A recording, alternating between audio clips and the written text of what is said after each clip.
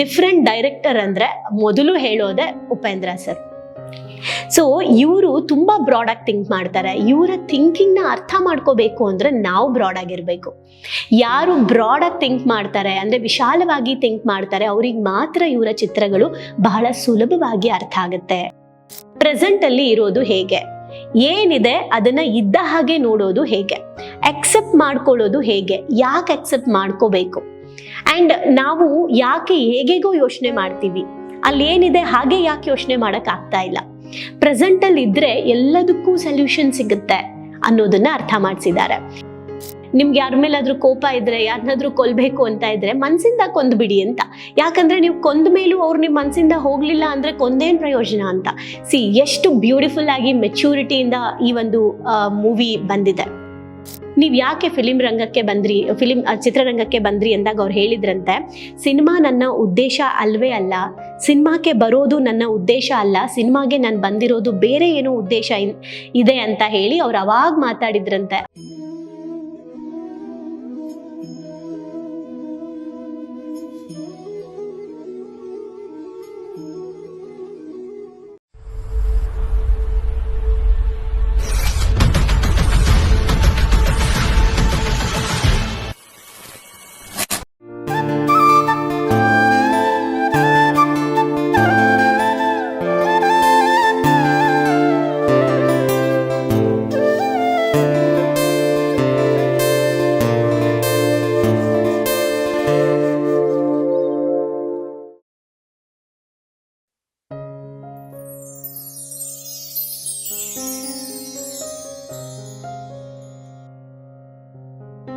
ನಮಸ್ತೆ.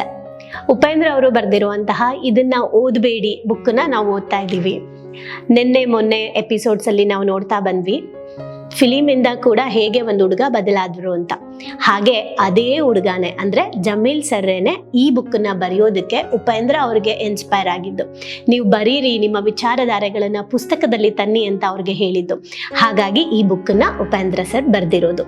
ಹಾಗಿದ್ರೆ ಈ ಒಂದು ಚಾಪ್ಟರ್ಗೆ ನಾನು ಏನ್ ಹೆಸರಿಟ್ಟಿದ್ದೀನಿ ಅಂತ ಅಂದ್ರೆ, ಇವರು ಫಿಲಿಂ ಫೀಲ್ಡ್ಗೆ ಬಂದಿದ್ದು ಯಾಕೆ, ಇವರು ಚಲನಚಿತ್ರ ರಂಗಕ್ಕೆ ಬಂದಿದ್ದು ಯಾಕೆ, ಅದ್ರ ಹಿಂದೆ ಇರೋ ಉದ್ದೇಶ ಏನು ಅಂತ. ಓಕೆ, ಸೊ ಏನಿದು ಅಂತ ಅಂದ್ರೆ, ಇವರು ಚಲನಚಿತ್ರನ ಮಾಡಕ್ಕೆ ಶುರು ಮಾಡಿದ್ದೆ ಹೀರೋ ಆಗ್ಬೇಕು ಅಂತ ಅಲ್ಲ. ಇವರು ಚಲನಚಿತ್ರಕ್ಕೆ ಬಂದಿದ್ದೆ ಜನಗಳಲ್ಲಿ ಜಾಗೃತಿ ಮೂಡಿಸ್ಬೇಕು, ಹೀರೋ ಆಗ್ಬೇಕು, ಆದ್ರೆ ಚಿತ್ರರಂಗದಲ್ಲ, ನಾನು ನನ್ನ ಲೈಫಲ್ಲಿ ಹೀರೋ ಆಗ್ಬೇಕಾಗಿದೆ, ನಿಜವಾಗ್ಲೂ ಹೀರೋ ಯಾರು ಅಂತ ತೋರಿಸ್ಬೇಕಾಗಿದೆ ಅನ್ನೋ ಉದ್ದೇಶದಿಂದ ಇವರು ಫಿಲಿಂ ಫೀಲ್ಡ್ಗೆ ಬಂದಿರೋದು. ತುಂಬಾ ವಿಚಿತ್ರವಾಗಿದೆ ಅಲ್ಲ. ಯಾರು ಹೀರೋ ಅಂತ ತೋರ್ಸಕ್ ಬಂದಿದ್ದಾರೆ, ಇವ್ರು ಹೀರೋ ಆಗಕ್ ಬಂದಿದ್ದಾರೆ, ಆದ್ರೆ ಯಾವ್ದ್ರಲ್ಲಿ ಹೀರೋ ಆಗಕ್ ಬಂದಿದ್ದಾರೆ ಇದು ನಾವು ನೋಡ್ತಾ ಹೋಗೋಣ. ಓಕೆ, ಹಾಗೆ ಸುಮಾರು ಫಿಲಿಂಗಳು ಇವರು ಮಾಡ್ತಾ ಮಾಡ್ತಾ ಮಾಡ್ತಾ ಒಂದೊಂದೇ ಫಿಲಿಂಗಳನ್ನ ಮಾಡ್ತಾ ಮಾಡ್ತಾ ಮಾಡ್ತಾ ಇವರು ಶಿಫ್ಟ್ ಆಗ್ತಾ ಹೋದ್ರಂತೆ. ಅಂದ್ರೆ ಅನುಭವಗಳಿಂದ ಹೇಗೆ ನಾವು ಕಲಿತಾ ಹೋಗ್ತೀವಿ ಹಾಗೆ ಇವರು ಕಲಿತಾ ಬಂದ್ರಂತೆ. ಇವರು ಚಲನಚಿತ್ರಕ್ಕೆ ಬಂದಿದ್ದೆ ಜನಗಳಿಗೆ ಮಾಹಿತಿ ಕೊಡೋಕ್ಕೋಸ್ಕರ. ನೀವು ಅಬ್ಸರ್ವ್ ಮಾಡಿ, ಇವರ ಚಿತ್ರದಲ್ಲಿ ಏನೇನಿದೆ, ಇವ್ರು ಆಯ್ಕೆ ಮಾಡ್ಕೊಳ್ಳೋ ಪ್ರತಿ ಫಿಲಿಂಗಳಲ್ಲೂ ಕೂಡ ಸಾಕಷ್ಟು ಮಾಹಿತಿ ಇರುತ್ತೆ. ಓಕೆ, ಅಂಡ್ ತುಂಬಾನೇ ಬ್ರಾಡ್ ಆಗಿ ಥಿಂಕ್ ಮಾಡುವಂತಹ ಒಬ್ರು ಡೈರೆಕ್ಟರ್ ಅಂದ್ರೆ ತಪ್ಪಾಗಲ್ಲ. ಅಂಡ್ ಸತ್ಯ ಏನು ಅಂದ್ರೆ, ಇಡೀ ಫಿಲಿಂ ಇಂಡಸ್ಟ್ರಿ ಬರೀ ಸೌತ್ ಮಾತ್ರ ಅಲ್ಲ, ನಮ್ಮ ಭಾರತದ ಫಿಲಿಂ ಇಂಡಸ್ಟ್ರಿಯಲ್ಲೇನೆ ಡಿಫ್ರೆಂಟ್ ಡೈರೆಕ್ಟರ್ ಅಂದ್ರೆ ಮೊದಲು ಹೇಳೋದೆ ಉಪೇಂದ್ರ ಸರ್. ಸೊ ಇವರು ತುಂಬಾ ಬ್ರಾಡ್ ಆಗಿ ಥಿಂಕ್ ಮಾಡ್ತಾರೆ. ಇವರ ಥಿಂಕಿಂಗ್ ನ ಅರ್ಥ ಮಾಡ್ಕೋಬೇಕು ಅಂದ್ರೆ ನಾವು ಬ್ರಾಡ್ ಆಗಿರ್ಬೇಕು. ಯಾರು ಬ್ರಾಡ್ ಆಗಿ ಥಿಂಕ್ ಮಾಡ್ತಾರೆ ಅಂದ್ರೆ ವಿಶಾಲವಾಗಿ ಥಿಂಕ್ ಮಾಡ್ತಾರೆ ಅವ್ರಿಗೆ ಮಾತ್ರ ಇವರ ಚಿತ್ರಗಳು ಬಹಳ ಸುಲಭವಾಗಿ ಅರ್ಥ ಆಗುತ್ತೆ ಅಷ್ಟೇ. ಓಕೆ, ಅದರಲ್ಲಿ ಎಷ್ಟು ಮೂವಿಗಳು ಇವ್ರು ಮಾಡ್ತಾ ಬಂದ್ರು. ಉಪೇಂದ್ರ ಮೂವಿಯಲ್ಲಿ ತುಂಬಾ ಲೋಕಲ್ ಆಗಿ ಅರ್ಥ ಮಾಡಿಸಿದ್ದಾರೆ. ಜೀವನದಲ್ಲಿ ನೀನೇನಾದ್ರೂ ಸಾಧನೆ ಮಾಡು, ಆಗ ನಿನ್ನಿಂದ ಎಲ್ಲ ಬರುತ್ತೆ ಅಂತಾನೂ ತೋರಿಸಿದ್ದಾರೆ. ಹಾಗೆ ಸಾಧನೆ ಮಾಡು ಅನ್ನೋದನ್ನ ಲೆಕ್ಕನೇ ಇಟ್ಕೊಳ್ದೆ ಅವರ ಹೇಗೆ ಯೂತ್ ಅದನ್ನೇನು ಕೇಳ್ದೇನೆ ಲೈಫಲ್ಲಿ ಹೆಂಗ್ ಬೇಕಂಗೆ ಹೋಗ್ತಿರ್ತಾರೆ ಅನ್ನೋದನ್ನು ತೋರಿಸಿದ್ದಾರೆ. ಈ ಕಡೆ ಬುದ್ಧಿನೂ ಹೇಳಿದ್ದಾರೆ, ಬುದ್ಧಿ ಮಾತು ಕೇಳ್ದೆ ಇರೋ ಯೂತನ್ನು ಅವ್ರು ಅರ್ಥ ಮಾಡಿಸಿದ್ದಾರೆ. ಇದು ಉಪೇಂದ್ರ ಚಿತ್ರದಲ್ಲಿ. ಹಾಗೆ ಉಪ್ಪಿ 2 ಅಲ್ಲಿ ನಾವು ನೋಡ್ಬೋದು. ಉಪ್ಪಿ 2 ಮೂವಿಯಲ್ಲಿ ಪ್ರೆಸೆಂಟ್ ಅಲ್ಲಿ ಇರೋದು ಹೇಗೆ, ಏನಿದೆ ಅದನ್ನ ಇದ್ದ ಹಾಗೆ ನೋಡೋದು ಹೇಗೆ, ಅಕ್ಸೆಪ್ಟ್ ಮಾಡ್ಕೊಳ್ಳೋದು ಹೇಗೆ, ಯಾಕೆ ಅಕ್ಸೆಪ್ಟ್ ಮಾಡ್ಕೋಬೇಕು, ಅಂಡ್ ನಾವು ಯಾಕೆ ಹೇಗೇಗೋ ಯೋಚನೆ ಮಾಡ್ತೀವಿ, ಅಲ್ಲಿ ಏನಿದೆ ಹಾಗೆ ಯಾಕೆ ಯೋಚನೆ ಮಾಡಕ್ ಆಗ್ತಾ ಇಲ್ಲ. ಪ್ರೆಸೆಂಟಲ್ಲಿ ಇದ್ರೆ ಎಲ್ಲದಕ್ಕೂ ಸೊಲ್ಯೂಷನ್ ಸಿಗುತ್ತೆ ಅನ್ನೋದನ್ನ ಅರ್ಥ ಮಾಡಿಸಿದ್ದಾರೆ. ಉಪ್ಪಿಟ್ಟು ಮೂವಿ ನಿಮಗೆ ನೋಡಿರೋರಿಗೆ ಗೊತ್ತಿರುತ್ತೆ, ಬಿಗಿನಿಂಗ್ ಹೋದಾಗ ಒಂದು 2 minutes ಫುಲ್ ಆಫ್ ಆಗಿಬಿಡುತ್ತೆ. ಅಂದರೆ ಮೂವಿ ಬರ್ತಾ ಇರುತ್ತೆ, ಸಡನ್ನಾಗಿ ಆಫ್ ಆಗಿಬಿಡುತ್ತೆ, ಅಂದರೆ ಥಿಯೇಟರಲ್ಲೇ ಅದು ಆಫ್ ಆಗಿಬಿಡುತ್ತೆ. ನಾವು ಹೋದಾಗಲೂ ಕೂಡ ಫಸ್ಟ್ ಟೈಮ್ ಬಂದಾಗ ಒಂದು 30 seconds 60 seconds 1 ನಿಮಿಷ ವೆಯ್ಟ್ ಮಾಡಿದ್ರು. ಅದಾದಮೇಲೆ ಆಫ್ ಆಗಿದೆ ಅಂತ ಥಿಯೇಟ್ರಲ್ಲೆಲ್ಲ ಕಿರ್ಚಕ್ಕೆ ಶುರು ಮಾಡಿದ್ರು, ಅಂದರೆ ಮಾತಾಡೋಕ್ಕೆ ಶುರು ಮಾಡಿದ್ರು. ನಾವು ಟು ಬಿ ಫ್ರ್ಯಾಂಕ್ ಈ ಒಂದು ಮೂವಿಗೆ ನಮ್ಮ ಎಜುಕೇಶನ್ ಮಾಡಿರೋರ್ನ, ಅಂದ್ರೆ ನಮ್ಮ ಲೈಫ್ ಎಜುಕೇಶನ್ ಅಲ್ಲಿ ಇರೋರ್ನ ಕರ್ಕೊಂಡು ಹೋಗಿದ್ವಿ. ತುಂಬಾ ಜನ ಹೋಗಿದ್ವಿ. ನಾವೆಲ್ಲರೂ ಸುಮ್ಮನೆ ಕುತ್ಕೊಂಡಿದ್ವಿ. ಎಲ್ರಿಗೂ ಬಂದಿದ್ದೇನಂದ್ರೆ ಏನೋ ಇದೆ, ಇವ್ರಿಲ್ಲಿ ಆಫ್ ಮಾಡಿದ್ದಾರೆ ಅಂದ್ರೆ ಏನೋ ಇದೆ ಅಂತ.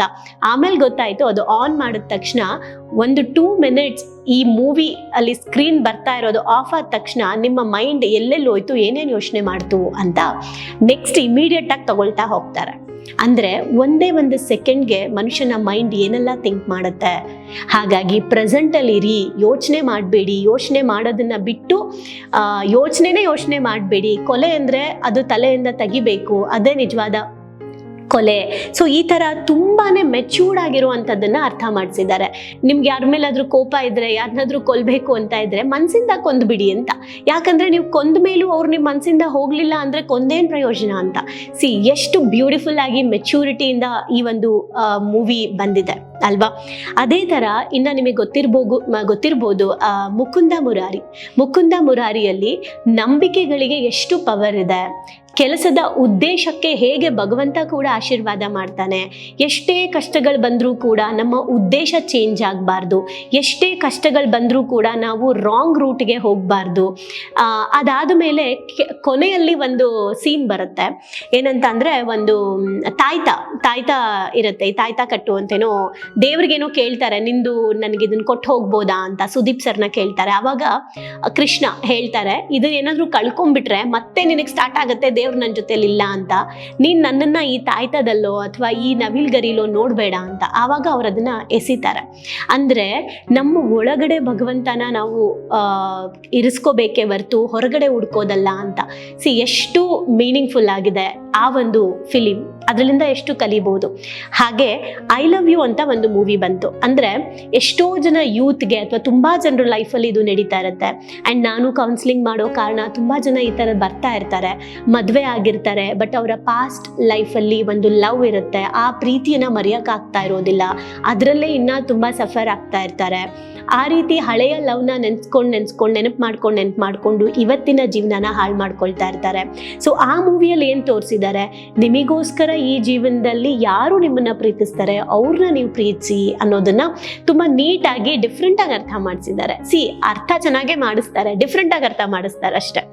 ಅದೇ ತರ ಇನ್ನ ಸೂಪರ್ ಮೂವಿ, ನಾನು ಲಾಸ್ಟ್ ವಿಡಿಯೋದಲ್ಲಿ ಹೇಳಿದ್ದೆ, ಸೂಪರ್ ಚಲನಚಿತ್ರದಲ್ಲಿ ನಮ್ಮ ದೇಶ ಪ್ರತಿಯೊಬ್ಬ ವ್ಯಕ್ತಿ ಬದಲಾದ್ರೆ ಹೇಗೆ ದೇಶ ಬದಲಾಗುತ್ತೆ ಅನ್ನೋದನ್ನ ತೋರಿಸಿದ್ದಾರೆ. ನಮ್ಮ ಆಲೋಚನೆಗಳು ಬದಲಾಗಬೇಕು ಅನ್ನೋದನ್ನ ತೋರಿಸಿದ್ದಾರೆ.